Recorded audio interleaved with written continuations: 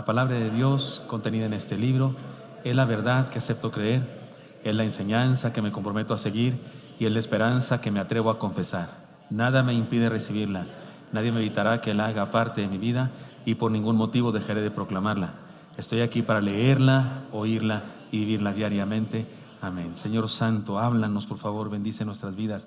Que tu palabra, Señor, se mueva entre nosotros por Santo Espíritu, trascienda nuestro corazón como espada de dos filos, nos convierta, nos edifique, nos transforme, nos diga lo que tenemos que saber hoy, Señor. Por favor, háblanos, que nada, nadie te lo impida. Te lo suplicamos en Cristo Jesús. Amén.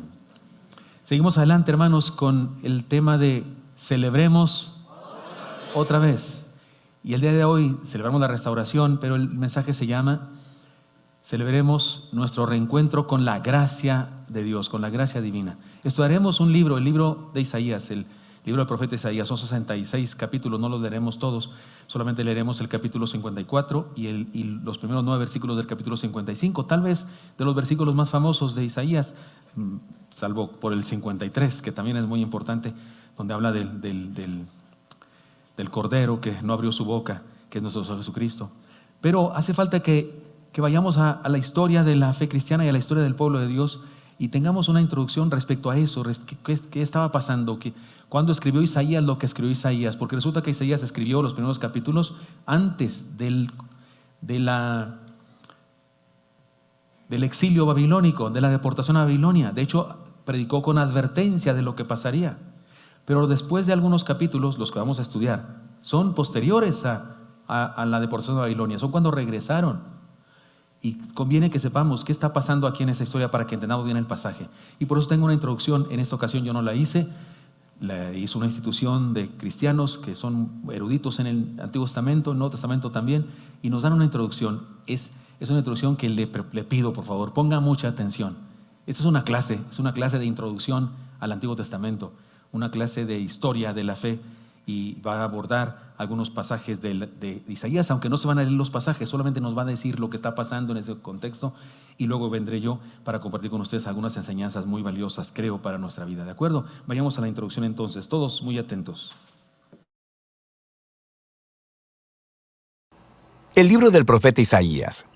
En el primer video exploramos los capítulos 1 al 39, que fue el mensaje de juicio y esperanza de Isaías para Jerusalén.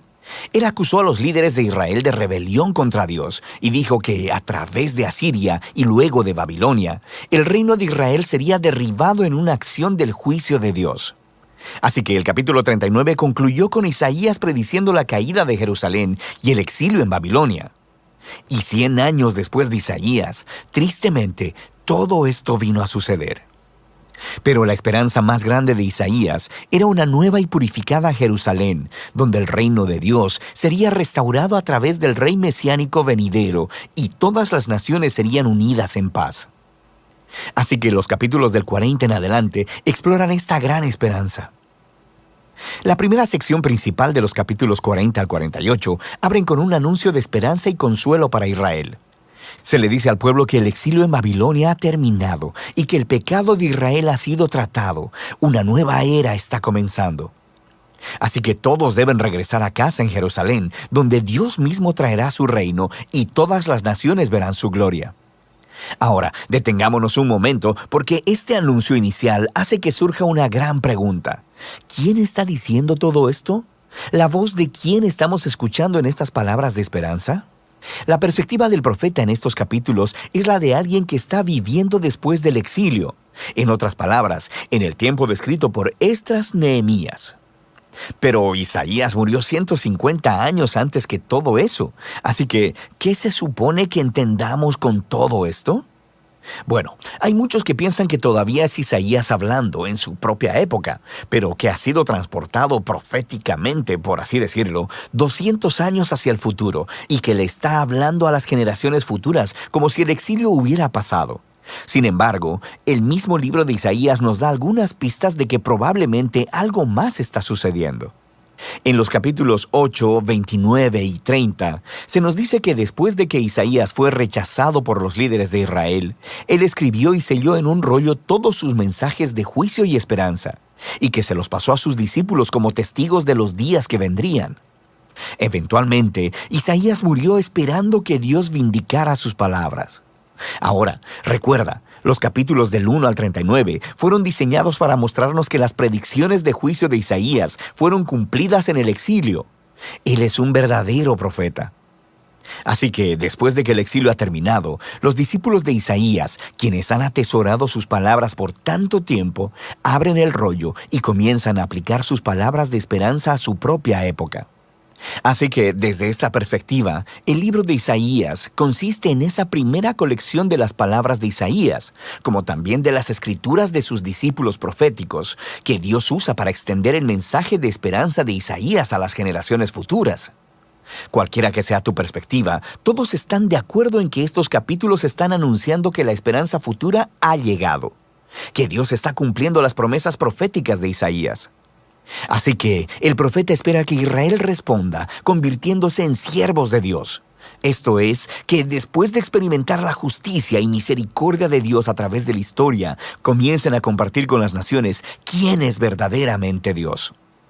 Pero eso no es lo que está sucediendo. En lugar de dar testimonio a las naciones, Israel se está quejando y aún acusando a Dios. Ellos dicen, el Señor no pone atención a nuestros problemas. De hecho, está ignorando nuestra causa. El exilio en Babilonia, de forma entendible, ha provocado que Israel pierda la fe en su Dios. Quiero decir, quizá Él no es tan poderoso. Quizá los dioses de Babilonia son más grandes que nuestro Dios. Así que el resto de estos capítulos, del 41 al 47, están diseñados como si fueran una escena de juicio. Dios está respondiendo a estas dudas y acusaciones con los siguientes argumentos. Primeramente, Él les dice que el exilio a Babilonia no fue causado por una negligencia divina. Más bien, fue divinamente orquestado como un juicio por el pecado de Israel. Y segundo, fue por causa de Israel que Dios levantó a Persia para conquistar a Babilonia, para que pudieran regresar a casa, cumpliendo así las palabras de Isaías. Así que la conclusión correcta a la que Israel debería llegar es que su Dios es el rey de la historia, no los ídolos de las naciones. En la caída de Babilonia y el ascenso de Ciro, el rey de Persia, Israel debería ver la mano de Dios obrando y, por tanto, convertirse en sus siervos, diciéndole a las naciones quién es Él.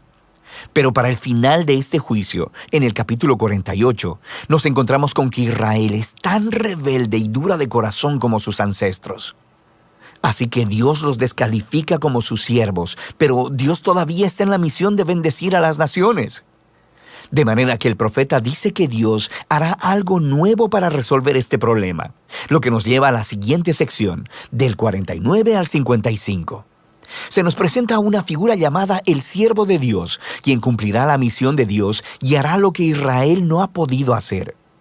Dios le da a su siervo el título Israel y lo envía a una misión para, primero que nada, restaurar al pueblo de Israel de vuelta a su Dios, pero, en segundo lugar, convertirse en la luz de Dios a las naciones.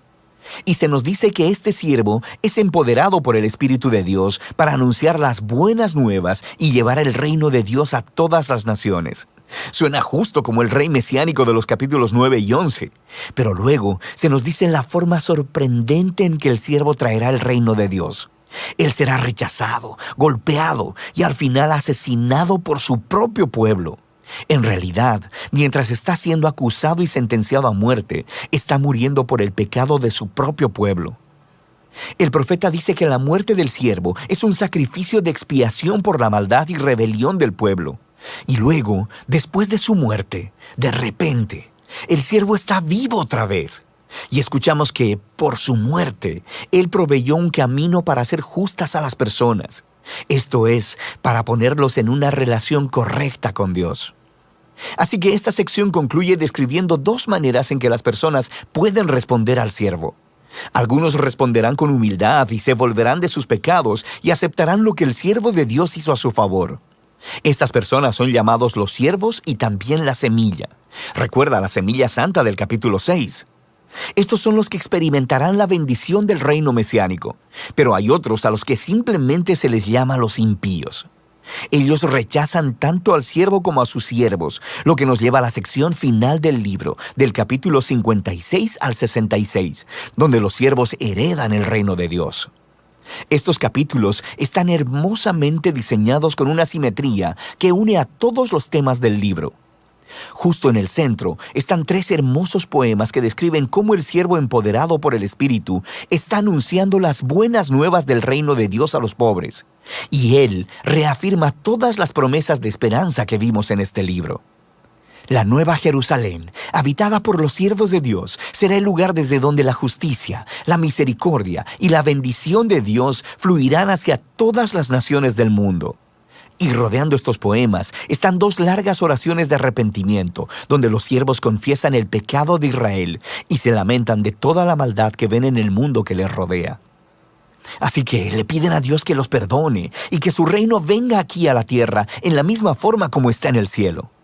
Ahora, en cada lado de estas oraciones se encuentran colecciones de más poemas que contrastan el destino de los siervos con el de los impíos que los persiguen.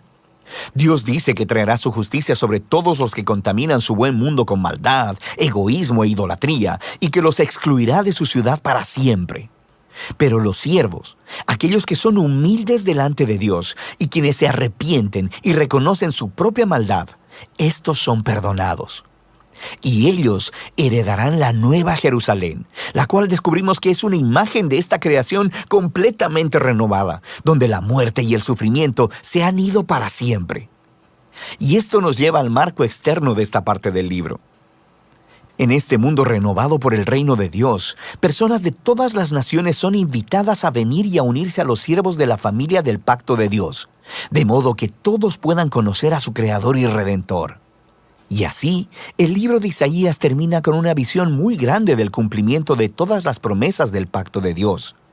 A través del sufriente rey siervo, Dios crea una familia del pacto proveniente de todas las naciones, quienes esperan la esperanza de la justicia de Dios mediante una creación renovada, donde el reino de Dios finalmente viene a la tierra como existe en el cielo. Y esa es la muy poderosa esperanza del libro de Isaías.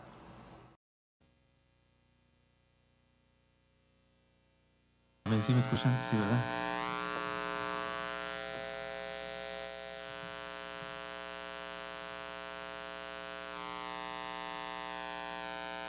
Amén. ¿Me escuchan ustedes a mí? Muy bien. Espero que seré yo, maestro.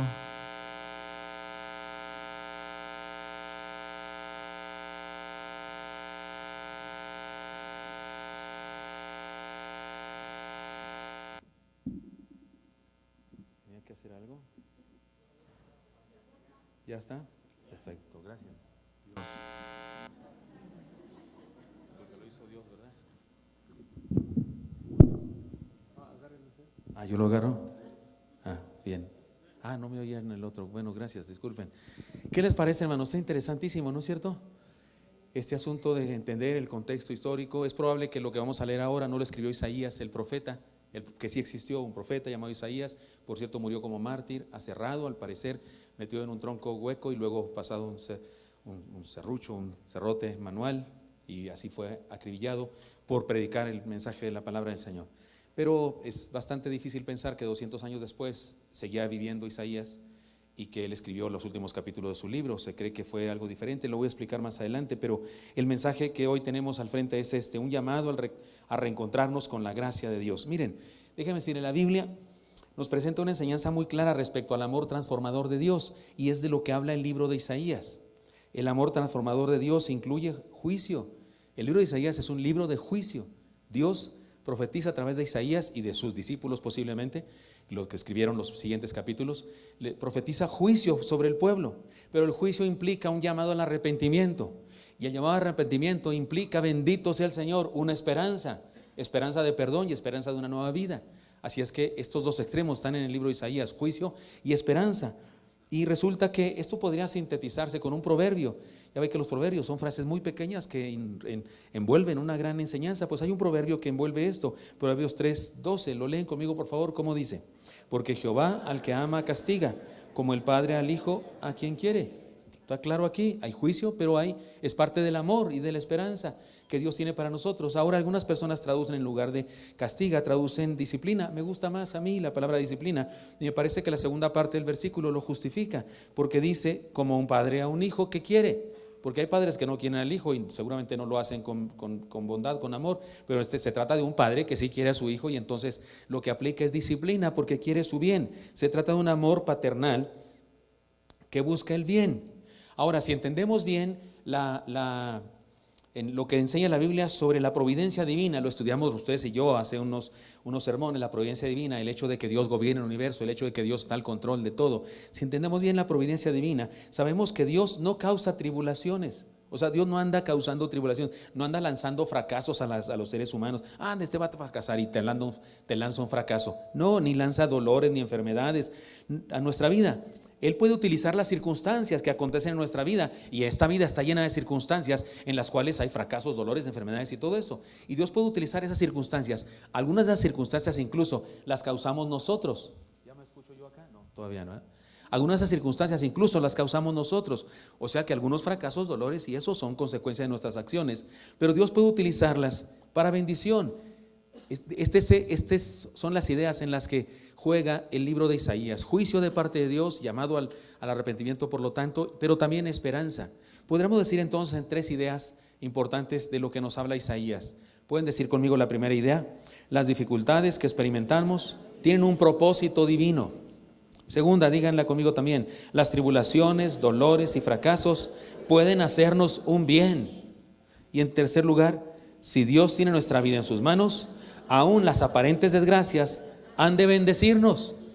El hermano Eli tradujo un canto del inglés al español y lo canta él ahí en un video que aparece en nuestro internet, en nuestras redes sociales, que en una parte dice que si estas tribulaciones, que si estos dolores y todo eso son, y luego dice en una frase que me gusta mucho, misericordias en disfraz. ¿Recuerdan esa frase?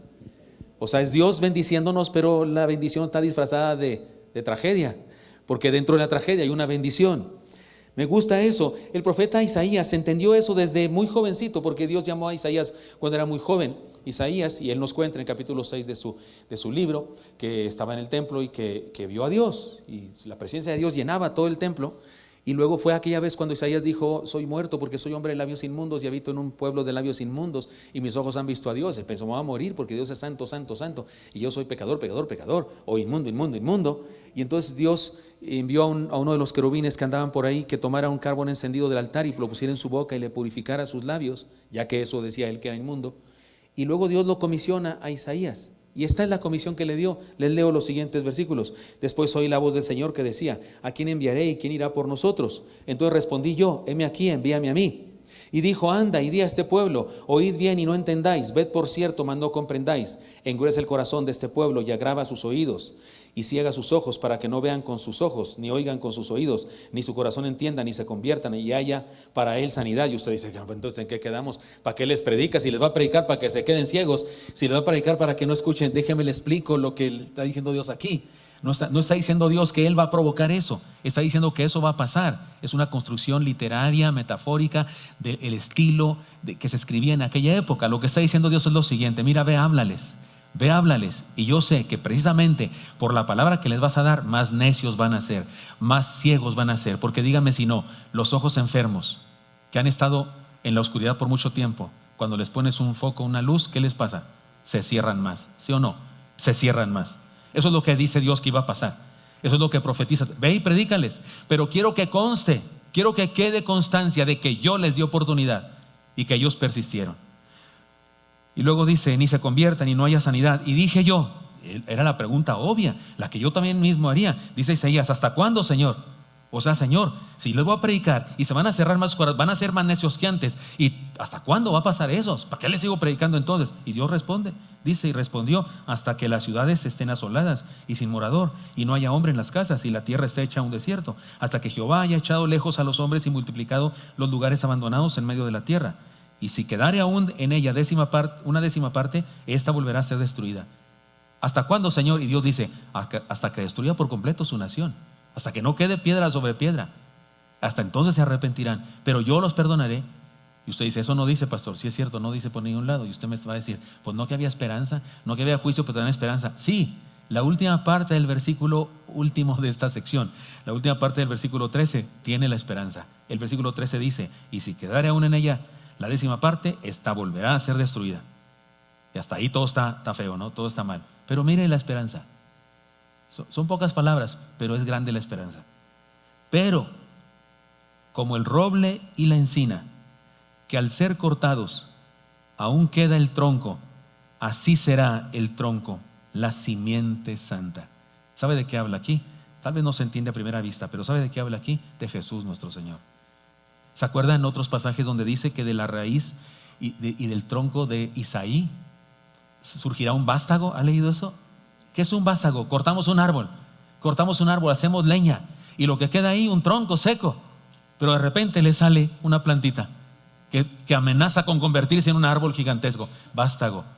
Aquí está la esperanza, pero es Cristo Jesús. Y me encanta que el texto comienza con un pero. Me encantan los peros que vienen de parte de Dios. Los peros de Dios son maravillosos, significan que la destrucción nunca será total ni para siempre. Lean conmigo, pero lean los peros. Yo voy a decir la primera frase y ustedes vienen con el pero, ¿de acuerdo? Podemos caer, pero Él puede levantarnos. Podemos sentirnos destruidos, pero por la gracia de Dios somos transformados. Podemos estar sufriendo ahora mismo, pero este no es el fin. Con Dios hay esperanza y lo mejor está por venir. Este es el mensaje de Isaías, de hecho de todo su libro. De todo su libro este es el mensaje. Tiene muchos sermones, muchas oraciones, muchas dramatizaciones. En todas ellas hay enseñanzas maravillosas, pero el mensaje central es este. El pueblo de Dios se alejó de Dios, se corrompió y fueron destruidos, pero Dios los siguió amando y les perdona y les restaura. Y eso es lo que buscamos ustedes y yo, nuestro reencuentro con la gracia divina. Por medio de Isaías, Dios advirtió a su pueblo que su comportamiento lo estaba alejando de Él y todo lo que les iba a pasar, que los pueblos alrededor los iban a destruir, y sucedió. Y a ese acontecimiento, algunos de ellos fue a estudiar a Jerusalén y luego fueron robados los jóvenes, los nobles, los que iban a la escuela, los cultos, los niños bien, especialmente fueron robados y llevados a Babilonia. Hay personajes de la escritura que ustedes y yo estudiamos, como Daniel y sus amigos, que fueron llevados allá. A esa experiencia, es tremenda experiencia, un cambio social impresionante. Imagínense que llegan a nuestra ciudad y nos roban a todos y nos llevan a otro pueblo, a otra nación, y nuestra ciudad queda destruida. Eso pasó en aquella ocasión. Y a eso se le llama el exilio o la deportación a Babilonia. En el Antiguo Testamento regularmente se usa la palabra exilio, las traductores pues al español. En el Nuevo Testamento, en la genealogía que hace Mateo de Jesús nuestro Señor, en el primer capítulo de Mateo, le llama la deportación de Babilonia o la deportación a Babilonia. Pero tal como lo había profetizado el Señor, Dios muestra su gracia, les perdona, les da una nueva oportunidad y les regresa a Jerusalén. El pasaje que hoy vamos a estudiar nos habla de las bendiciones que significa ese regreso, esa restauración de nuestra vida. Vamos a leer el pasaje, Isaías 54, versículos 1 hasta el final, y luego capítulo 55, versículos 1 al 9, pero voy a ir explicándolos parte por parte. De hecho, hoy voy a ir muy veloz y debo advertir una cosa. Este pasaje de Isaías, usted y yo sabemos que Isaías es como el primer evangelio, ¿no es cierto? En nuestra Biblia aparece el primer evangelio Mateo y luego Marcos, Lucas, Juan, aunque el primer evangelio que escribió fue Marcos, pero están en un orden que no es de aparición, sino así les gustó ponerlo a los editores. Pero falta. El primer evangelio debió ser Isaías, ¿no? ¿No siente usted eso? Porque Isaías parece el evangelio. Habla como en términos de Jesús ya viviendo aquí entre nosotros. Bueno, tal vez por eso este mensaje de Isaías y muchos otros pasajes, como el 53 que habla del siervo sufriente, son enseñanzas que usted y yo tenemos en nuestro corazón. La gente de aquella época no las tenía. Le estaba Dios revelando a ellos, pero a usted y a mí nos parecen enseñanzas naturales. Ya las conocemos, las emprendimos desde niñitos en la escuela bíblica de vacaciones. Los que fueron a la escuela bíblica de vacaciones, yo nunca fui a una escuela bíblica de vacaciones más que como maestro, porque me convertí ya viejorrón, 17 años, estaba grandísimo, ¿verdad? ¿Cuántos aquí se iban de niñitos a la escuela bíblica de vacaciones? ¿Cuántos afortunados tienen esa dicha? Qué lindos ellos, qué bonitos. ¿Cuántos, como yo, se convirtieron con todo y ramas, los bajaron del cerro a palos, así mundanototes, habiendo violado los 10 mandamientos? Ay, qué orgullosos todos. Yo sí soy de eso. Y se me nota, decimos algunos, ¿verdad? Estas enseñanzas son las enseñanzas del Evangelio, pero que las estudiamos hoy y en el contexto de Isaías, pido a Dios que sean relevantes para nosotros, pertinentes, que golpeen nuestro corazón y nos permitan vivirlas, hermanos, porque que las sabemos no hay duda, pero de vivirlas es ahí donde la puerca tuerce el rabo. Para los que no saben qué significa eso, búsquenlo en internet, pero significa eso precisamente, que es ahí donde fallamos, que es ahí donde de repente la torcemos, o como usted quiera decirlo. El discípulo de Isaías, el que escribió esto, porque evidentemente no lo escribió Isaías, tendría que haber tenido 250 años o algo así Isaías, o más de 150 por lo menos, para haber escrito eso. Hay gente peleándose diciendo que si fue Isaías. No tenemos por qué pelear, si no es factor de salvación y doctrina fundamental que Isaías escribió o no escribió. Hay un montón de libros de la Biblia que no sabemos quién lo escribió y no tenemos problemas con eso. Aquí no hay ningún problema en que haya sido otro. Parece que Isaías dejó una escuela, dejó unos discípulos, y esos discípulos mantuvieron su estilo de vida y su conocimiento de Dios, su profesión profética, y alguien de esos discípulos, tal vez ni siquiera un discípulo inmediato, sino un discípulo de un discípulo, que salió muy bueno, porque para mi gusto escribía mejor que el maestro original. Escribe lleno de poesía, lleno de poemas. Este texto que escogimos es un texto lleno de metáforas hermosas que explican el mensaje con claridad. Leamos lo que escribió este discípulo, que llenó su discurso así de metáforas, comparaciones y alegorías, y quiero que las abordemos así, por figuras literarias, cada una, y la estudiemos y encontremos bendición para nosotros. Primera de ellas nos habla de la gracia de la vida fructífera. La gracia, regresar a la gracia de Dios, reencontrarnos con la gracia de Dios, tiene que ver con la gracia de la vida fructífera. La metáfora es la metáfora de la esterilidad que es sanada. La esterilidad que es sanada. Regocíjate, oh estéril, la que no daba a luz. Levanta canción y da voces de júbilo, la que nunca estuvo de parto, porque más son los hijos de la desamparada que los de la casada, ha dicho Jehová. Traducción muy, muy libre.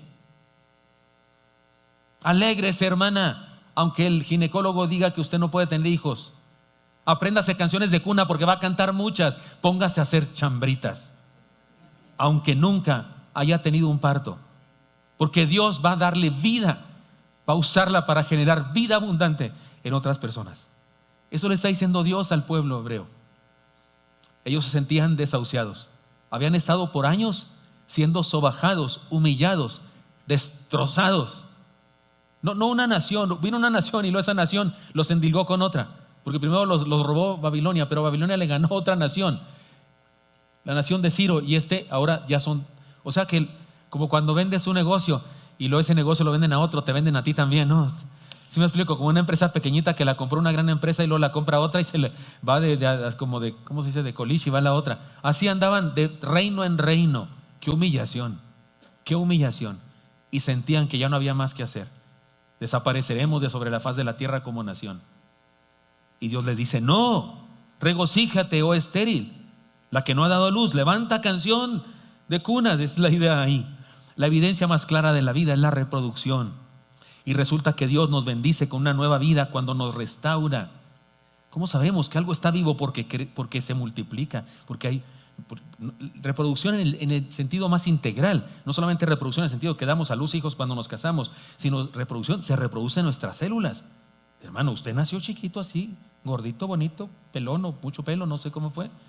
Yo no estaba tan chiquito, yo sí estaba monstruoso. Yo nací muy grandote yo. Me decían, no, ¿para qué les digo? Pero como haya nacido usted, ¿cuánto pesó usted? 3,5 kilos, por muy pesado, 4 kilos.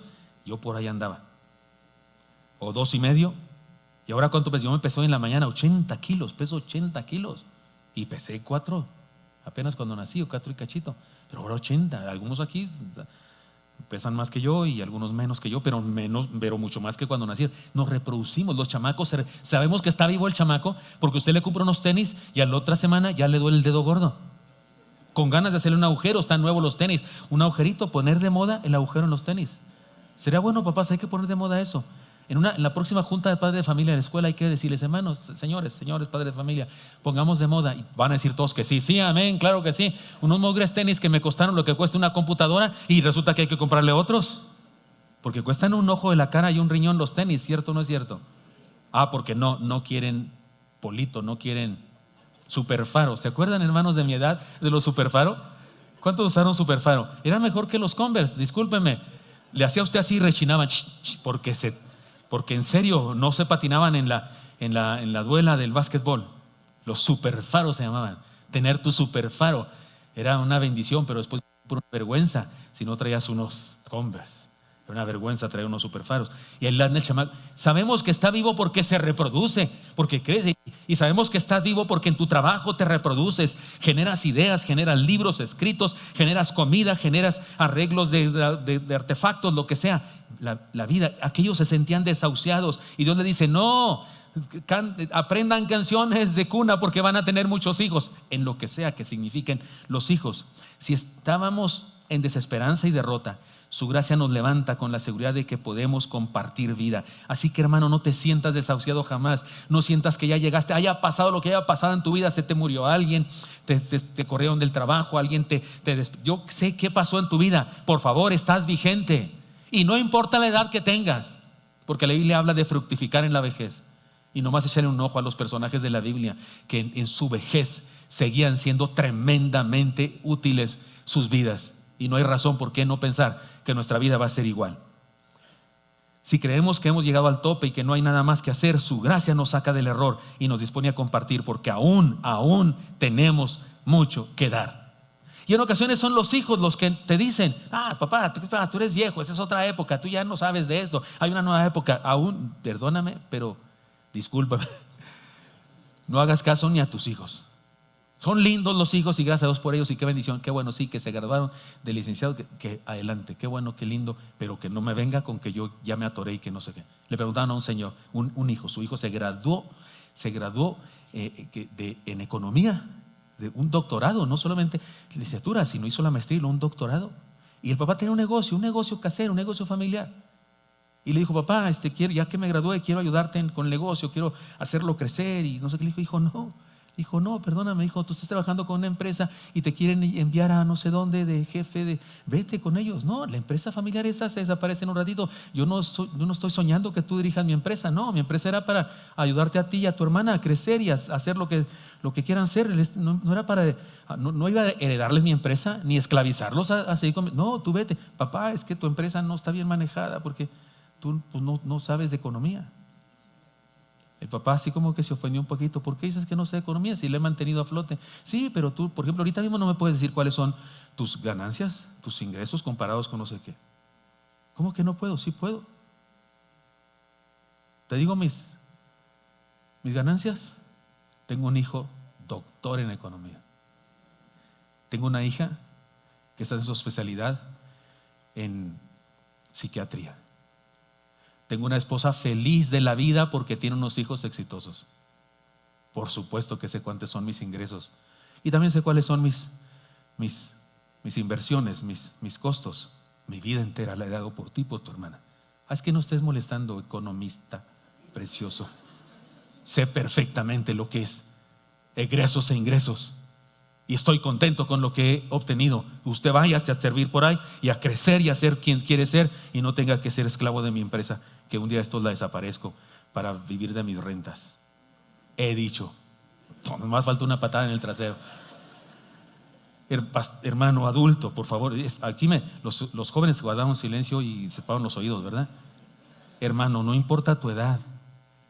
La bendición de la restauración incluye una vida fructífera. La gracia de la trascendencia, otra metáfora, la metáfora de la tienda o la carpa, una tienda, dice el texto, lo usamos mucho para hablar del crecimiento de la iglesia y no sé qué, pero ese texto está incrustado aquí y habla de otra cosa. Ensancha el sitio de tu tienda y las cortinas de tus habitaciones sean extendidas, no seas escasa, alarga tus cuerdas y refuerza tus estacas. Está hablando de una carpa que hay que estirar la cuerda más lejos porque ya creció, éramos muchos y parió la abuela, hay más gente que cubrir, hay que crecer aquí. Alarga tus cuerdas, refuerza tus estacas, porque te extenderás a la mano derecha y a la mano izquierda, y tu descendencia heredará naciones y habitarán las ciudades desoladas. Está diciéndole al pueblo hebreo, ¿qué? ¿Pensabas que ibas a desaparecer? No, hombre, no me han costado tanto trabajo. Los saqué primero de los caldeos por medio de Abraham, el padre de todos ustedes, y luego después los saqué de Egipto, y ahora me vienen con que ya dejaron de existir, y ahora me vienen con que ya no van a ser. No, hombre, tengo mucho trabajo para ustedes. Levántense, por favor, anímense, porque voy a hacer de ustedes una nación grande, de donde vendrá la salvación a la raza humana entera. Así es que tiendan sus carpas y afirmen sus estacas, porque voy a hacer con ustedes grandes. Todavía no acabo con ustedes. Esa es la idea de Dios. Y se la dice Dios a un pueblo, y se la dice Dios a Oreb, y se la dice Dios a mi familia, y se la dice Dios a ti y a mí, personas en lo individual. He aquí una palabra de esperanza que nos hace crecer. Dios hace un llamado al crecimiento. Crecimiento en el sentido de trascendencia, victoria, influencia.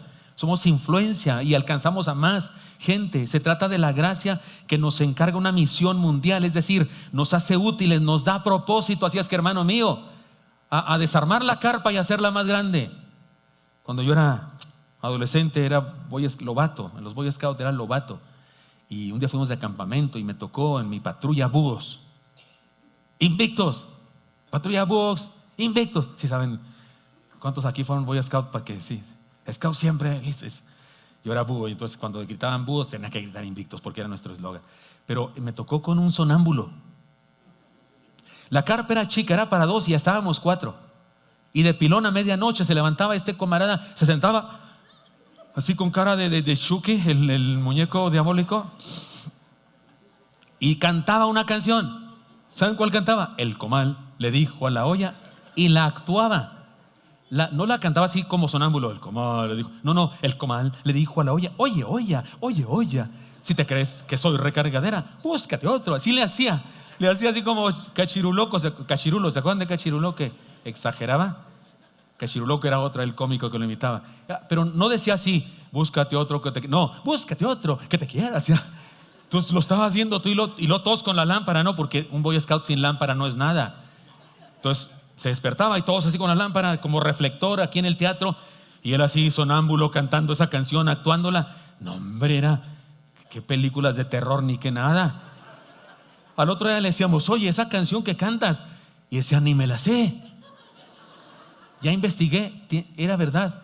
Se dice que la tenía en un recuerdo allí en un archivo del subconsciente. Entonces, consciente no se la sabía, pero sí la tenía guardada. Entonces la sacaba. Yo decía, pues yo alguna vez pensé, pues que se aprenda otra, no sé, Let It Be o Yesterday o alguna cosa de mi época, de ese momento, aunque yo era un niño, pero eso es lo que sonaba. Oiga, era una carpa chica y luego con ese sonámbulo ahí hay que hacerla más grande.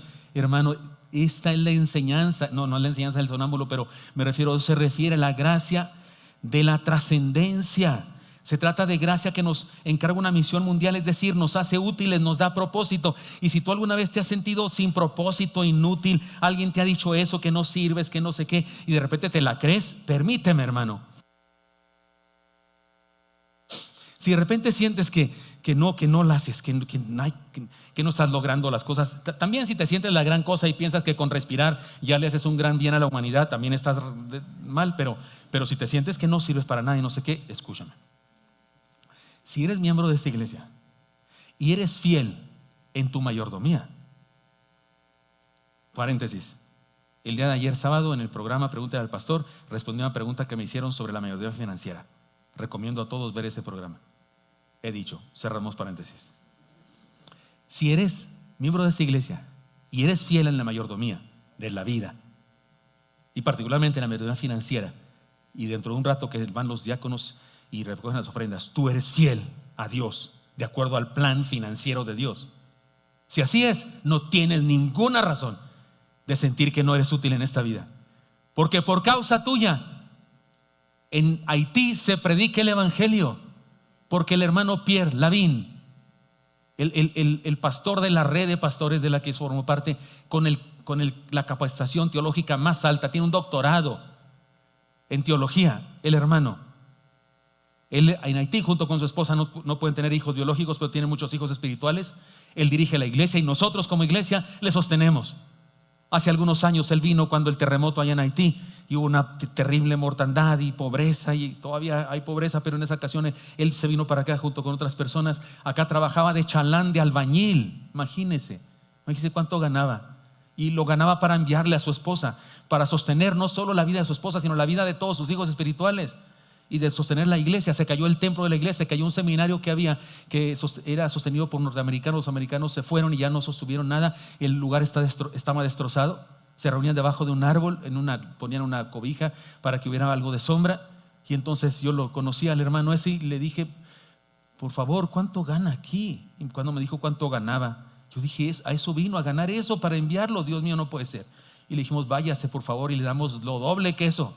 Y se lo mandamos. Ahora batallamos mucho para enviarle dinero porque allá el país está en convulsión política y esas cosas, y alguna vez que le mandamos nunca se lo dieron, nunca salió del banco, nunca se le entregó. Ahora se lo mandamos por medio del hermano Pablo. Y allá anda el hermano Pablo, recientemente fue para allá y le mandamos, digamos que una cantidad que para lo que debíamos y los meses que siguen para que hasta el próximo viaje le mandemos otra vez. Si tú eres fiel, eres miembro de esta iglesia y eres fiel en tu mayordomía, no eres un inútil, porque por causa tuya el mensaje del evangelio es predicado en Haití y el mensaje del evangelio ahora mismo está siendo predicado en África. Un par de hermanos nuestros están allá para enseñar a las personas de aquel lugar que se dicen musulmanes, pero que también practican religiones panteístas, religiones donde creen en el Dios viento y el Dios no sé qué y no sé cuál, revuelto con Islam. Y ellos están allá predicando el evangelio, aprendiendo su idioma, enseñándoles a sembrar, enseñándoles a hacer pozos y a sacar agua no contaminada, a purificar el agua. Y al enseñarles eso, están compartiendo el evangelio también con sus vidas y palabras.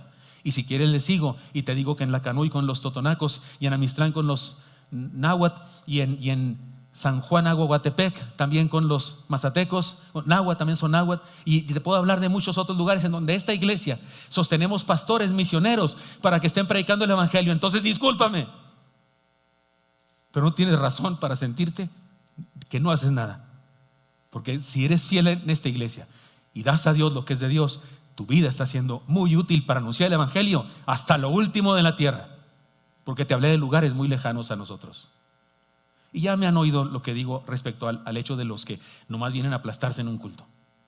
Porque hay gente que habla mal de esos. Esos que los banqueros que nos perdóname. Pero si todo lo que haces es venir y sentarte aquí, haces bastante. Sería bueno que hicieras más. Pero eso no es nada, no es que no sea nada, es algo. Yo cuando voy en carretera y tengo hambre y voy buscando un lugar donde comer, no voy a un lugar que dice ahí comida caliente y no hay ni moscas ahí. No hay nadie, no, ahí no me paro donde están los traileros, los policías federales. ¿Tú también, sí o no? Cuando una persona entra y ve gente, dice, no, aquí se come bien y se sienta a escuchar la palabra. Así que tu presencia aquí, que nadie te diga, tú nomás te sientas, perdóname, tu presencia aquí es un gran ministerio. Hasta debería haber un presidente de los que se sientan aquí nomás, para administrar eso. Pues sería bueno que se sentaran, que no hubiera desequilibrio, ¿no? Que de repente un lugar se ve vacío, pues me los organice, a ver ustedes allá. Porque es un ministerio. Insisto, sería bueno hacer otras cosas. Algunos de ustedes hacen muchas más cosas. Yo sé eso, pero que nadie venga a decirte esa payasada. Porque hay pastores, hay predicadores que dicen eso. Se quejan de los que no van a sentarse. Discúlpeme, yo quisiera tener otros 100 que nomás vengan a sentarse. Me encantaría tener otros 100 que nomás vengan a sentarse. Porque se ve lleno aquí, viene una persona y dice, no hombre, aquí está bien padre. Y escucha la palabra y resulta que sí está bien padre. Porque es la palabra de Dios que predicamos. No es por mí ni por ti, es por la palabra de Dios. Somos útiles, por favor. Eso le está queriendo Dios hacer entender al pueblo, que se siente inútil, y razón tenían en sentirse inútil si la han regado bastante bien. Bastante bien la regaron, sí, se dice bastante bien, ¿verdad? Porque regarla mal es no regarla mucho. No, estos la regaron excelentemente. Así es que sí es una palabra de trascendencia, una palabra a una utilidad mundial, porque les iba a usar para llevar el evangelio a todo el mundo. Otra parábola, la gracia de la renovación total, la metáfora de la viudez vergonzosa. No temas, pues no serás confundida, no te avergüences, porque no serás afrentada, sino que te olvidarás de la vergüenza de tu juventud y de la afrenta de tu viudez, no tendrás más memoria. En aquella época la viudez era una desgracia muy grande, tan grande que había necesidad de que las personas viudas, las mujeres viudas, las redimiera, se casara con ellas, las tomara como esposa, la hermana de su cuñado, el mayor de sus cuñados, o el que seguía, según se iba pudiendo, o algún pariente, un tío, algo así, porque era necesario, porque las mujeres eran desvalidas sin el marido. Ellas no tenían propiedades, las propiedades eran del marido.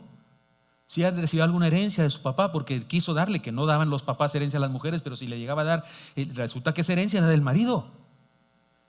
Incluso cuando se divorciaban, el marido se quedaba con ella, que no era divorcio, era repudio, que era un divorcio unilateral. Solo el varón se divorciaba por su decisión propia, no por consentimiento mutuo. Y eso era una vergüenza entonces. Y entonces Dios aquí le dice, no temas, no serás confundida. La promesa de esperanza incluye una nueva vida, incluye la bendición de no vivir en el pasado. No tenía esa mujer por qué vivir en el pasado. Tenía que enfrentar la vida en el presente, como lo hizo Ruth, como no lo hizo Orfa, como lo hizo Ruth. Y siguió adelante y siguió creyendo en el Dios de la herencia que le dejó su esposo. Incluye la bendición de gozar el bien presente en lugar de sufrir el mal del pasado. Pero la siguiente metáfora nos explica más esto todavía. Le llamo a esto la gracia de la aceptación y a esto la metáfora del marido redentor. Ya dije que había necesidad de que un pariente redimiera, como a Ruth la redimió Boaz. Y no quiso redimirla alguien que no dice su nombre en la Biblia, pero es la única vez que en la Biblia aparece la palabra fulano. Porque dice que le dijo Boaz, fulano. Me da mucha risa eso, siempre lo digo, no tiene ningún valor teológico, pero es el único lugar en la Biblia donde aparece la palabra fulano. Y ese se merece el título de Julano, no fulano, porque Julanillo ahí. La metáfora es la metáfora del marido redentor. Porque tu marido es tu hacedor. Jehová de los ejércitos es su nombre, y tu redentor, el Santo de Israel. Dios de toda la tierra será llamado. Porque como a mujer abandonada y triste de espíritu te llamó Jehová. Y como a esposa de la juventud que es repudiada, dijo el Dios tuyo. Y sigue, ahorita vemos lo que dijo. Oiga, ya dije, el repudio era el divorcio unilateral. La mujer no se podía divorciar, era el hombre que se puede divorciar. Solo tenía que tener 3 testigos, podían ser los amigos de parranda que tuviera. Firmaba una cosa y se la daba a su esposa. Lo que se le diera a su esposa, el repudio, era bueno para ella. Porque si no le daba nada y nomás la abandonaba, ella estaba desvalida para siempre. No se podía casar.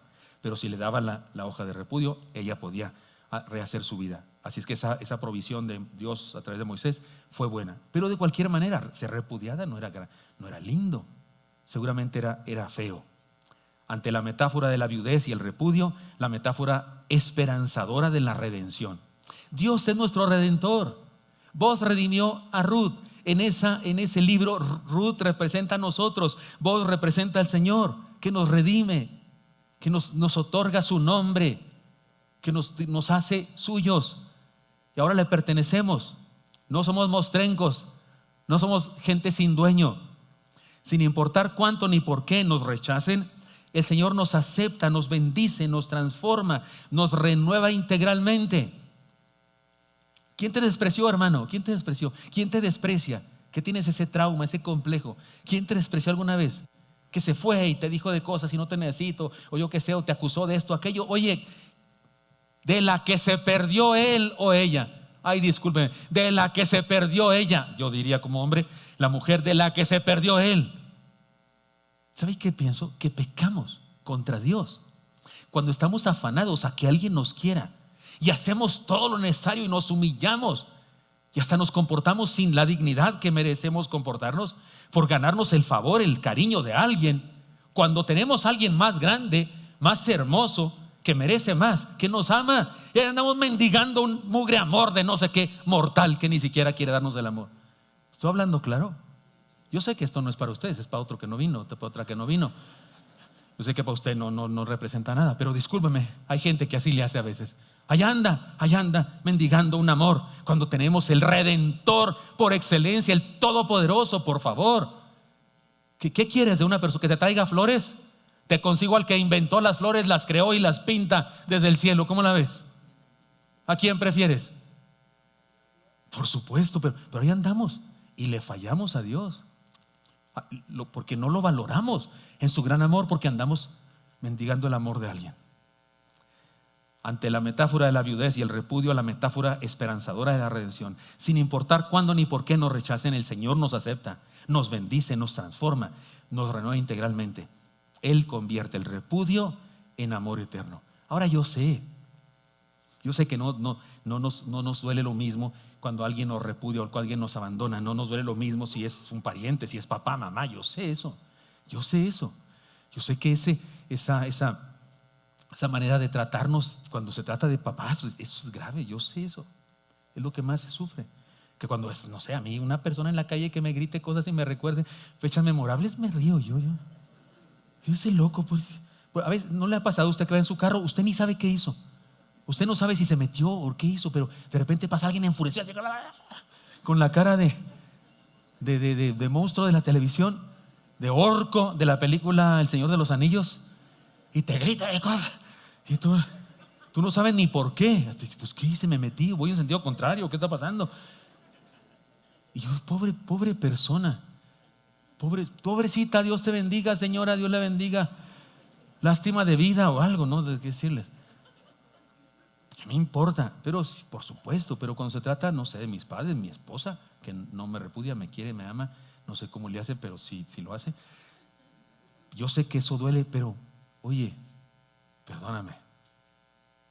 Sufrir por eso y sentir que la vida no vale nada, hasta intentar quitársela a algunos, es despreciar, terriblemente despreciar el amor eterno del Dios que nunca te ha repudiado y que siempre ha estado esperando que tú voltees para que experimentes su amor. Por eso es tan grave el asunto.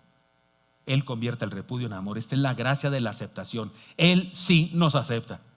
Él sí nos acepta. Cuando eres adolescente, varones, cuando eres adolescente, la tragedia o la cosa más grande de la vida es decirle a la chamaca, oye, ¿se va a poder o no se va a poder? ¿Quiere ser mi novia? O no sé cuál sea el estilo de la época de cada quien. Ese de se va a poder o no se va a poder, me dijo alguien de otra generación más atrás de mí, que así se decía antes. ¿Se va a poder o no? No, en mi época ya se decía, ¿quieres ser mi novia? El día de hoy se dice todavía, ¿quieres ser mi novia? Todavía no pasamos de esa moda, o se dice otra. ¿Todavía se dice, ¿quieres ser mi novia? ¿O cómo la ves? ¿Cómo la ves? Sí. No sé cómo será ahora. Bueno, no me quieren decir porque lo acaban de decir alguien, yo creo, hace poquito. Oiga, si alguien que alguien nos rechazara, ese era el dolor, ese era el problema. ¿Han visto en la televisión esos que se atreven a declarársele en matrimonio delante de todos? ¿Y han visto a los que les han dicho que no? En el estadio, en el gimnasio de básquetbol, 14,000 personas, Dios mío, y llega el insolente, bruto. Yo digo, asegúrate que te quieren antes, mano, ¿no? A lo mejor pensaba forzarla, ¿no? Mejor dijo, no, delante de todos no va a decir que no. Y que le dice que no. Y lo deja ahí así. Ese no se levanta de ese golpe ni en toda la vida. Consíganle una cita pastoral, hermanos, por favor, a ese pobre. Hay uno al que lo agarraron a guitarrazos, ¿no lo han visto? Me lo mandó alguien aquí de la iglesia. A uno que hasta le canta. Él le canta ahí con un ukulele o no sé qué. Y se le clava. Y ella le quita la guitarra y tómale que le da el guitarrazo. Yo creo porque le dijo, pensó, me quieres forzar a que delante de todos y le dio un guitarrazo. O sea, que te digan que no duele más que el guitarrazo, ¿no es cierto? No era guitarrazo, pero era ukulelazo. ¿Cómo se dirá eso? Ukulelelazo. Pero Dios sí nos acepta. Eso es, aquí Él es nuestro redentor, no nos repudia jamás. Otra metáfora, la gracia de la disciplina. La metáfora del amante que se enoja. Es una metáfora muy extraña que a nosotros no nos suena tan clara porque es de otra época, pero en aquella época era muy clara. Por un breve momento te abandonaré, pero te recogeré con grandes misericordias. Con un poco de ira escondí mi rostro de ti por un momento, pero con misericordia eterna tendré compasión de ti, dijo Jehová, tu Redentor. Esta es una metáfora que describe a Dios como un marido humano que tiene un arranque de ira justificada, pero tiene una gracia y misericordia eternas. No se quede usted con la idea del marido que no le vuelve a hablar, no te vuelvo a hablar. No se quede usted con esa idea porque Dios no es así, es metafórico. Pero quedémonos con la esencia de la enseñanza. Mire, dice, por un breve momento te abandoné, pero te recogeré con grande misericordia. Ahí está la enseñanza. Un poco de ira.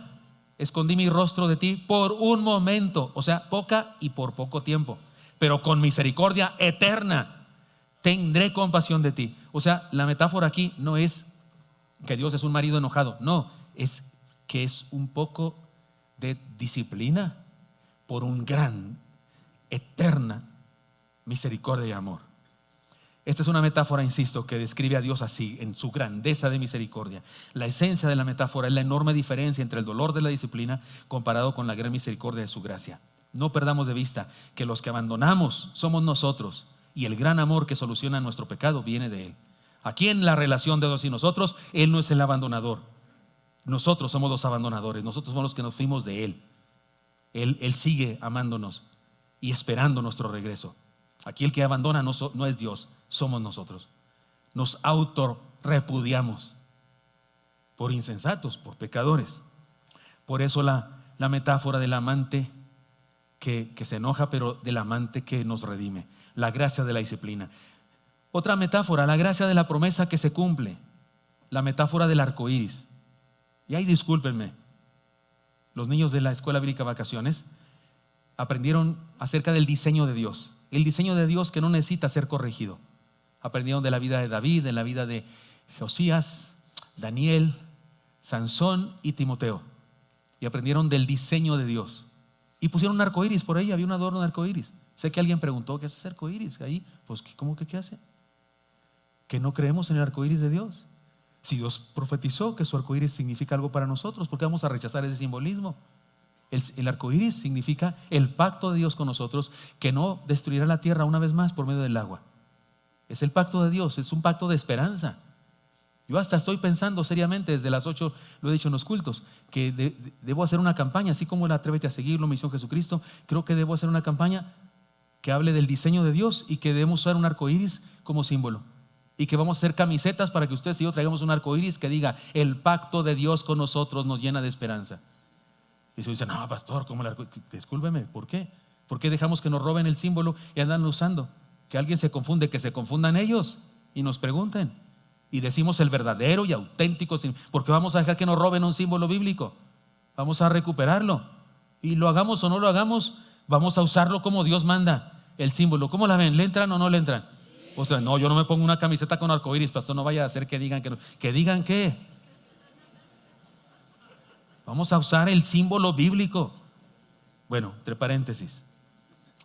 Porque esto me será como en los días de aquí. Mire, si no saco de ahí este símbolo, la gracia de la promesa que se cumple, o la metáfora del arco iris. Porque esto me será como en los días de Noé, cuando juré que nunca más las aguas de Noé pasarían sobre la tierra. Así he jurado que no me enojaré contra ti, ni te reñiré, porque los montes se moverán y los collados temblarán, pero no se apartará de ti mi misericordia, ni el pacto de mi paz se quebrantará, dijo Jehová, el que tiene misericordia de ti. ¿Cómo la ve? He aquí el verdadero y maravilloso significado del arco iris, la promesa de Dios que nos da esperanza. Eso es un arco iris, es la promesa de Dios que nos da esperanza. Y aquí Isaías pone como ejemplo, como metáfora de lo que quiere decir del amor de Dios, pone como ejemplo el pacto de Dios con Noé. El pacto de Dios que promete bendecirnos y cuidarnos de la muerte. Porque puede pasar lo que sea, apagarse el sol o secarse el mar, pero no la misericordia de Dios. Eso no pasará. La gracia, una metáfora más, la gracia de la protección, la metáfora de la protegida. Mire cómo dice, mire cuánta ternura, pobrecita, fatigada con tempestad, sin consuelo.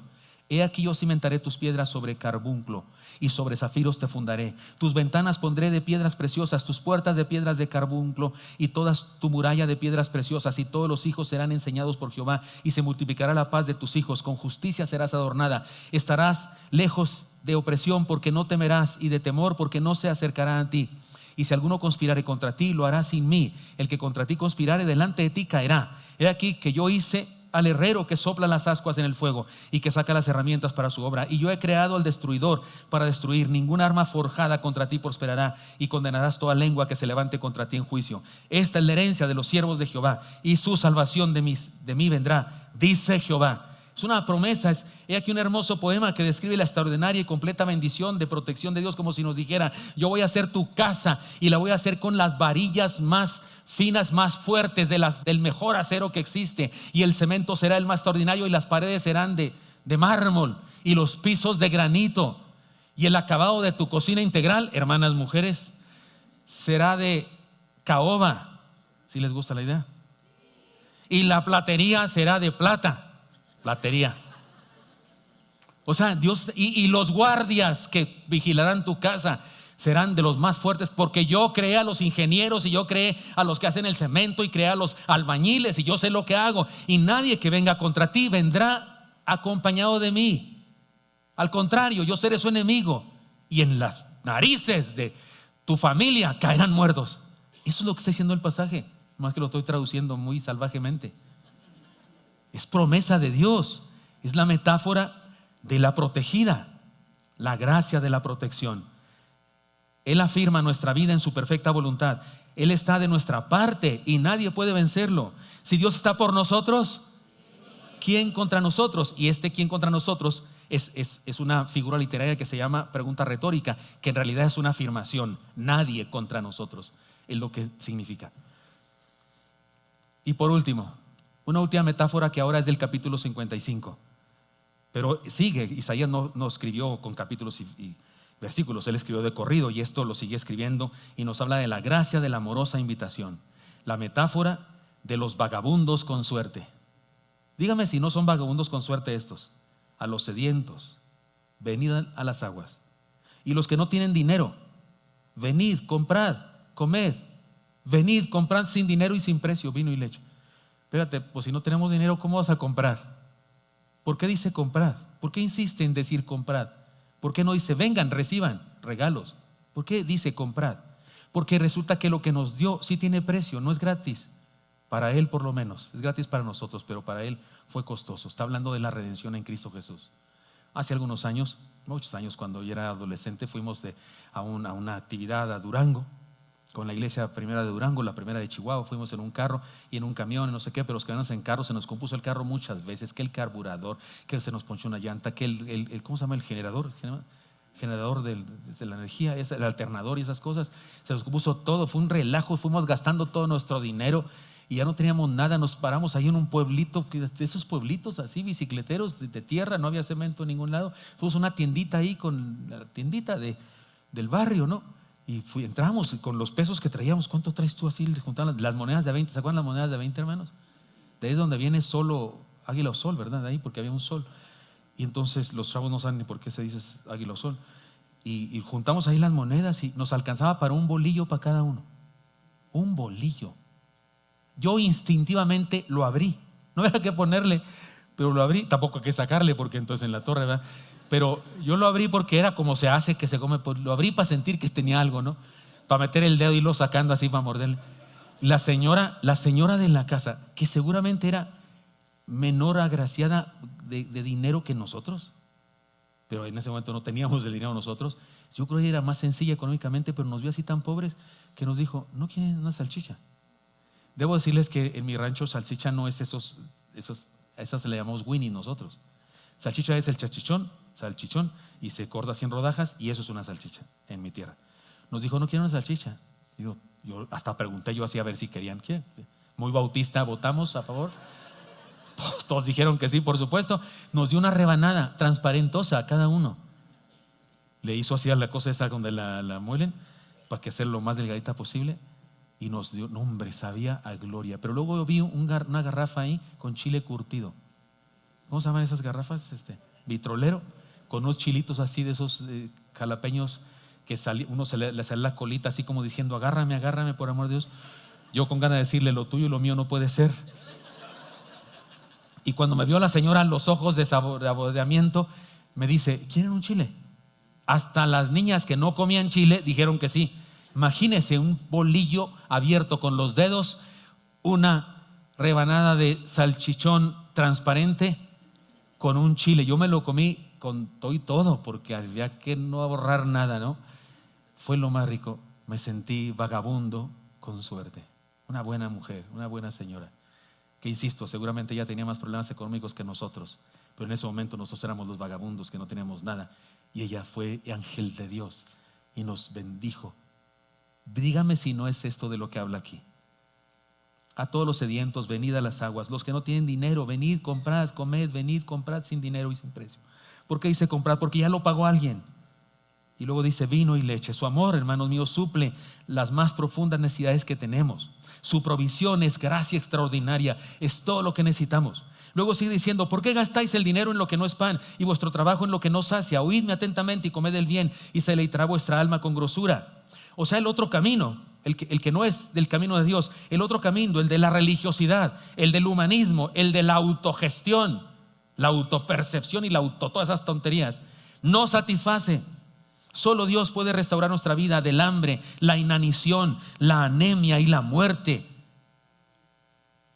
Nos puede restaurar a la vida. El otro día vi un video de esos que llegan al internet y yo dije, sí estamos mal, en serio, sí estamos mal. ¿Qué tiene esta juventud en la cabeza? En serio, vi a unos jovencitos, lo estaba entrevistando ahí una persona que ella no parece que fuera un video cristiano ni nada, era una persona normal, una entrevistadora, pero le pregunta, entonces ustedes, ¿por qué tienen las gallinas separadas de los gallos? O sea, los chamacos para manifestarse a favor de las ideologías modernas. compraron unas gallinas y unos gallos y los tienen separados. Los gallos allá, los gallos con los gallos, las gallinas con las gallinas. ¿Y sabe qué dijo el chamaco? Así como con aires de gran filósofo. Yo sé, porque nosotros creemos que debemos tratar con justicia a todas las especies. Y los gallos violan a las gallinas. Por eso las gallinas huyen y regularmente no quieren, porque las golpean. Cuando las pisan, las golpean y algunas de ellas salen muy malheridas. Yo dije, ¿qué tiene este chamaco en el cabeza, Dios mío? ¿Qué tiene? Que le abran a ver qué encontramos, porque qué pobres gallinas.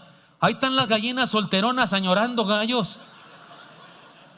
Porque los gallos opresores, los gallos, ¿cómo nos acusan de qué? ¿De machos qué? Opresores, porque los gallos opresores ¿qué tienen en la cabeza estos muchachos? Yo dije, sí estamos mal en serio en el planeta.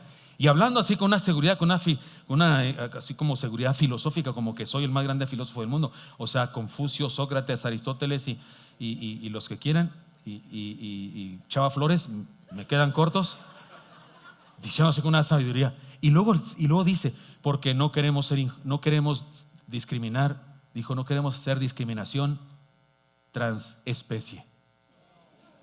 O sea, como humanos debemos tratar a las gallinas como a nosotros. O sea, ¿qué es lo que hace el gallo a la gallina? Violación. Que lo metan al bote a ese. Por violación. O sea, y yo digo, ¿y la gran defensa de las gallinas es que se acaben las gallinas en esta generación? ¿Cierto o no es cierto? Porque pues si no las da el gallo, pues se acabaron las gallinas, ya no va a haber gallinas que defender. No, dijo Dios, ¿qué tienen en la cabeza? ¿Estos qué le metieron? Eso es pobreza, eso es inanición, eso es hambre, eso es muerte. Solo en Cristo hay de veras alimento verdadero. Inclinad vuestro oído y venid a mí, oíd y vivirá vuestra alma. Y haré con vosotros pacto eterno, las misericordias firmes de David. He aquí yo lo di por testigo a los pueblos, por jefe y por maestro de las naciones. He aquí llamarás a gente que no conociste y gente que no te conocieron correrán a ti por causa de Jehová tu Dios y del Santo de Israel que te ha honrado. La esperanza está en Cristo. Aquí habla de Cristo. Las misericordias firmes de David se refiere a que Dios le profetizó a David que nunca faltaría uno de sus hijos que se sentara en su trono. ¿Y quién es ese de sus hijos? Si el día de hoy no hay reino de Israel. El día de hoy no hay un reino en Israel. ¿A qué raíz se refiere ese? Cristo, Jesús nuestro Señor. Él es el prometido. Él es ese que llamarán a todas las gentes, todas las naciones, porque su salvación es universal. La esperanza está en Cristo, aquel que a David mismo le fue profetizado. Esta esperanza debe ser oída, seguida, aceptada para salvación. Y luego dice por último, buscad a Jehová mientras puede ser hallado, llamadle en tanto que está cercano. Deje el impío su camino y el hombre inicuo sus pensamientos y vuelva hacia Jehová, el cual tendrá misericordia y al Dios nuestro, el cual será amplio en perdonar, porque mis pensamientos no son vuestros pensamientos, ni vuestros caminos mis caminos, dijo Jehová. Como son más altos los cielos de la tierra, que la tierra, así son mis caminos más altos que vuestros caminos, y mis pensamientos más altos que vuestros pensamientos. He aquí un llamado a regresar a Dios. Hace falta analizarlo parte por parte. Está claro, es un pasaje conocido y está hermoso. No es una exhortación, es una invitación apasionada. No es la palabra de un carcelero diciéndole a los presos, adelante, a la crujía 9. No, ni siquiera es la palabra de una maestra que le dice a los alumnos, ya, se acabó el recreo, al salón. No, es la palabra de un esposo a su esposa, invitándola al matrimonio. Es la palabra de una esposa invitando al esposo. Si no estás casado, es la palabra de una madre que ama a su hijo a pesar de que su hijo es un rufián y le hace su platillo favorito y le dice, hijito, ven, te hice tu platillo favorito, ven a comértelo, aunque no merezcas en lo absoluto que te hagan eso, pero esa mamá ama. Ese es el llamado que hay aquí, de un Dios que ama a pesar de lo que su pueblo ha hecho. Es una invitación apasionada. Así es que en todo esto, hermanos, hay un desafío a reencontrarnos con la gracia de Dios. Todo el libro de Isaías y especialmente esta profecía nos presenta una verdad contundente. Digan conmigo estas 4 cosas, por favor. Dios reconoce la necesidad de su pueblo. 2. Dios está al tanto de las tribulaciones de sus hijos. 3. Es decir que no estaba ausente cuando sufrimos, sino pendiente. 4. Dios está tan cerca cuando padecemos tragedias, duelos y fracasos, carencias y dificultades, como cuando estamos en victoria. Nunca. Preguntamos con justicia a Dios, ¿por qué, Dios? ¿Por qué no me escuchas? ¿Por qué no estás conmigo, Señor, cuando sufro esto? Nunca. Es una pregunta correcta esa, porque Él está con nosotros. A mí me da mucha risa y muina el hermano mayor del hijo pródigo, porque va con su padre y dice, ¿por qué le haces una fiesta a mi hermano si él andaba con rameras y en fiestas y en el bar y en el antro? Si sabías dónde estaba, camarada, ¿por qué no fuiste por él? Si pasaste por ahí, por donde estaba, en la cantina de borracho, ¿por qué no entraste por él y lo sacaste? No tienes derecho a decir nada si tú lo viste. ¿Por qué no fuiste? Hijo, hermano, papá te espera. Todos los días sale a ver si vienes o no. Ya ven, carnal. Hermano mío, no hombre, está de envidioso porque le hicieron fiesta. Pero en el caso de Dios, Dios sí estaba con nosotros. Yo digo que Dios sí estaba en la fiesta donde el hijo pródigo estaba malgastando su dinero. Dios estaba ahí. Y cuando estaba con los puercos, ahí estaba Dios. Si no, ¿quién crees que puso en el corazón del hijo pródigo la necesidad de arrepentirse? Y puso luz en su intelecto, y dice el texto, volviendo en sí, porque andaba fuera de sí mismo. Es Dios que puso eso en su corazón. Dios nos acompaña siempre. Déjenme termino contándoles una historia. Un niño de 10 años. Cada rato él y su familia van a ver a los abuelos paternos, pero tienen que viajar en un tren de varias horas a la ciudad de los abuelos para visitarlos, pero un día él quiere ir solo. Y como se autopercibe adulto, le dice a sus padres, papás, quiero ir a ver a los abuelos, pero yo solo, no quiero que me acompañen, quiero ir solo, porque ya soy grande, tiene 10 años. La mamá, por supuesto, dice, no, hijo, no, perdóname, pero no, ¿te llevamos o no vamos? El papá, con sabiduría, le dice, mi vida, vamos a dejarlo. Está bien, te compramos el boleto, prepárate y te llevamos a la estación y tomas el tren y vas. Y el niño dice, qué bueno, sí, se siente grande, se siente hombre, muy valiente. Y lo llevan a la estación, le compran su boleto, lleva su maleta, su chamarrita, y el papá saca un sobre y le dice, mira, hijo, este sobre es para tu abuelo, mi papá, es para tu abuelo. Se lo das, pero si en el camino, en el tren, te pasa algo, tienes miedo, sucede algo, por favor, ábrelo y ve lo que hay ahí. Está bien, papá, pero no creo que haga falta, no te preocupes. Y se guarda el sobre. Y se va orgulloso, porque ya es grande, tiene 10 años, y lo dejan en el tren. Ellos quieren despedirse, con pañuelo, llorando y todo eso, como es una despedida normal que debe hacerse, pero el niño, ya váyanse, ya me subo. Se sube, se va y se sienta muy valiente, pero en eso comienzan las trompetas esas del tren a sonar y la gente va corriendo porque algunos van retrasados y empiezan a subir y van amontonándose todos, unos se pegan unos a otros y se golpean, se van a gritar, ¿qué le pasa, señor? Y empiezan el murullo ahí en el tren. Y entonces él de pronto ve a una pareja de esposos peleándose entre ellos. Tú, que no sé qué, hermanos de la alabanza, si quieren subir, por favor. Y empiezan a pelearse ellos, el papá, el esposo y la esposa, perdón, y él empieza a sufrir un poco de nervios, porque están peleándose ahí entre ellos. Y luego hay un hombre peleando con el de los boletos. Yo compré el boleto, pero usted, que este no es su lugar, y no sé qué. Y un hombre discutiendo ahí, casi ofreciéndose golpes, y el niño empieza a ponerse nervioso. De pronto ve más adelante una señora callando a su niña que está llorando. Y la niña, algo le pasa a la niña, y él, cállate, hija, ¿por qué sigues llorando? Molestas mucho y la gente se va a enojar. Y ve gritos por donde quiera. El niño ya no sabe qué hacer, ve un lugar que dice baño, quiere huir, pero dice, no, de aquí no me muevo. Y se queda ahí sentado, temeroso. Ya el tren va andando, por supuesto, y de pronto llega un hombre muy grandote, muy obeso, que se sienta en su lugar ahí junto a él y lo aplasta. Y para colmo de males, en cuestión de minutos empieza a roncar como león desafinado. El niño tiene mucho miedo. Tiene mucho miedo. Y se acuerda del recado para su abuelo. Y dice, ¿qué será lo que dice mi padre? Que yo abra aquí. Y abre el sobrecito. Y es una nota. Y la nota es de su papá. Y le dice, hijo mío, no te preocupes. Estoy en el vagón de atrás. Si te pasa algo y tienes miedo, ven conmigo. Y vamos juntos. El niño se levanta feliz. Y corre hacia el vagón de atrás. Y encuentra a su padre que está también allá esperándolo y se abrazan juntos. Hermano mío, nunca estamos solos cuando sufrimos. Nunca. Nunca estamos solos cuando sufrimos, cuando tenemos temores o angustias, porque eso pasa en la vida, así es la vida. Nunca estamos solos. Dios siempre está a nuestro lado y sabe lo que nos pasa. Además, cumple sus propósitos en nuestra vida, convirtiendo las tribulaciones en enseñanzas y transformación. Aceptemos el llamado de reencontrarnos con la gracia de Dios. Les propongo que oremos y que meditemos. Y vamos a escuchar este canto. Tiene 2 estrofas, ¿verdad? ¿O se canta 2 veces? El primero que cantaron, el número 1. El primeritito que cantaron. El que dice que somos mendigos, ese. Sí, la primera parte, hasta el coro, por favor. Y luego siguen con la música solamente y me dejan terminar. Mientras oímos este canto, oremos al Señor. Y digámosle: Señor, yo soy ese desvalido que vengo a ti. Y por favor, ayúdame, Señor. Sí, la vida es difícil, me creo muy fuerte como el niño de 10 años en ocasiones, pero de repente me doy cuenta que no, que esto de la vida sí es complicado. Por eso acudo a ti, Señor. Sé mi Redentor y entreguémosle nuestra vida una vez más. Escuchemos este canto mientras oramos.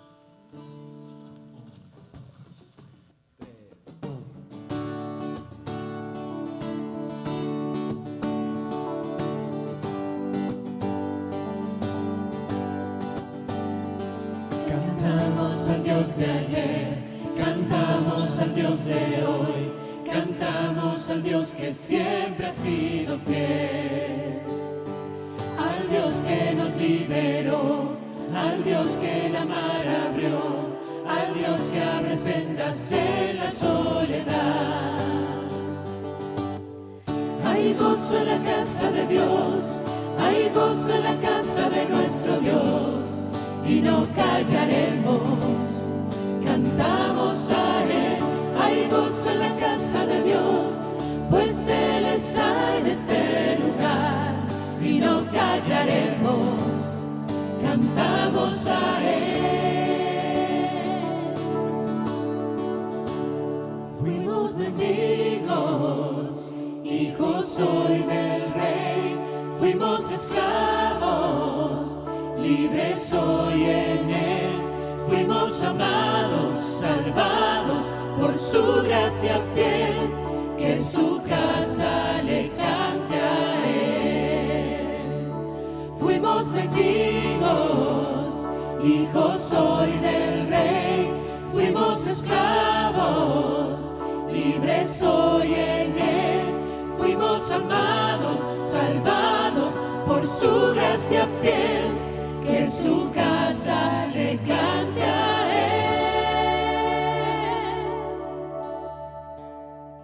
Amén. ¿Qué les parece? ¿Se identifica usted con este canto, hermano? Digámoselo ahora en oración: Señor, aquí estamos, reconocemos lo que fuimos, Señor, pero hemos sido redimidos por tu gracia maravillosa. Sin embargo, igual que el pueblo hebreo, Señor, también nosotros de repente nos alejamos, nos olvidamos de las cosas valiosas, incursionamos en las tristezas, las angustias y las cosas negativas del mundo. Perdónanos, Dios, pero aquí venimos otra vez a ti, Señor, a decirte que te honramos, te glorificamos, te amamos y que reconocemos que si estamos en el camino del bien, Señor, es por tu misericordia y tu gracia, no por nuestras fuerzas. Aquí estamos, Dios, recíbenos otra vez, danos tu paz, tu amor, tu misericordia. Bendice a tu pueblo, Señor, por favor. Sigan orando, mis hermanos. Y pregunto: ¿hay alguien aquí que nunca le ha entregado su vida a Jesucristo? Sabe de la fe, sabe de religión, sabe de Dios, igual que el pueblo hebreo sabía, pero no se había entregado a Dios por completo, y Dios los llamó al arrepentimiento genuino y a entregarse por completo a Él. Si usted es una persona que cree en Dios, por eso está aquí, siempre ha creído en Dios, en el Dios trino, en el Dios que hizo nacer a Jesucristo, es Dios mismo, y usted sabe de eso y sabe de la Biblia, que es la palabra de Dios, pero hoy le quiere decir al Señor: Señor, eso es teoría, pero hoy quiero vivirte, quiero entregarte todo lo que soy, quiero entregarte mi vida y quiero que vivas en mí, Señor, y que me redimas. ¿Quiere decirle eso? Por favor, hazlo, díselo ahora. Y si lo estás haciendo, por favor, levanta tu mano y dame permiso de orar por ti. ¿Hay alguien aquí que toma esa decisión? Quiero orar por ti, quiero pedirle a Dios que te bendiga. Acepta el llamado a reencontrarte con la gracia divina. Si alguien toma esa decisión, levante su mano. Dios le bendiga, le felicito. Dios le bendiga, le felicito también. Dios les bendiga, veo diferentes personas, incluso niños. Dios les bendiga, y adultos. Dios les bendiga a ustedes, Dios le bendiga también. Le felicito, señora, de todo corazón. Si alguien más, Dios le bendiga. Gracias a Dios por usted. Dios les bendiga. En la parte de arriba hay personas también. Dios les bendiga mucho. Vamos a orar. Usted, hermano en Cristo, usted, hermano mío, usted y yo ya hemos sido redimidos, pero cada día debemos decirle al Señor: aquí estoy otra vez. Dígaselo ahí en su corazón. Pero todos los que levantaron su mano, ¿pueden ponerse de pie, por favor, ahí en su lugar? Los que levantaron su mano, pónganse de pie. Quiero orar por ustedes. Me gustaría verlos ahí donde están, de pie. Pónganse ahí de pie. Algunos vienen en pareja o en familia. Qué bueno que pueden hacer la decisión juntos. Qué bendición. Si alguien más levantó su mano o la quiere levantar, póngase de pie ahora también. Señor Santo, pongo en tus manos a mis hermanos, mis nuevos hermanos, y te pido por todos nosotros, Señor, redímenos, otra vez, Señor. Permítenos encontrarnos con tu gracia otra vez. Permítenos retomar el camino otra vez. Aquí estamos, Señor.